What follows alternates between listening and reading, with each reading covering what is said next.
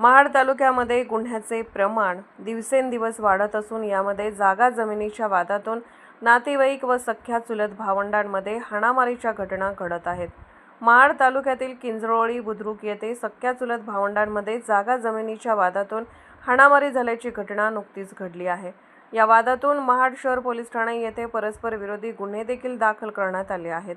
प्रवीण नामदेव चव्हाण यांनी दिलेल्या फिर्यादीनुसार आरोपी यांनी फिर्यादी यांच्या घराकडे जाणाऱ्या रस्त्यावर बांबू टाकून रस्ता बंद केल्यामुळे फिर्यादी हे याच गोष्टीचा जाब विचारण्यासाठी गेले असता आरोपी यांनी तुझ्या चुलत्याने आमचा रस्ता बंद केला आहे, आता आम्ही पण तुझा रस्ता बंद करणार आहोत या गोष्टीचा राग मनात धरून आरोपी यांनी फिर्यादी प्रवीण चव्हाण यांना शिवेगाळ करत हाताबुकीने मारहाण केली। तसेच त्यांची पत्नी रेश्मा चव्हाण यांना देखील काठीने मारहाण करून हातात काठी कोयता घेऊन जीवेठार मारण्याची धमकी दिली।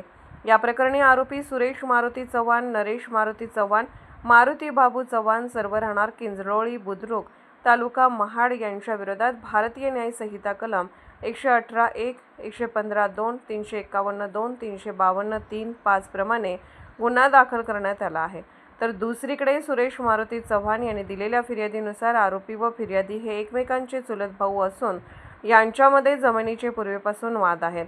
यामध्ये आरोपी यांनी जमिनीचा जुना राग मनात धरून फिर्यादी यांना शिवेगाळ करून हाताबुकीने मारहाण केली। तसेच हातातील कोयता फिर्यादी यांच्या डोक्यात मारून मी तुला खपवून टाकतो, आता तुझे दिवस संपले आहेत अशी धमकी दिली।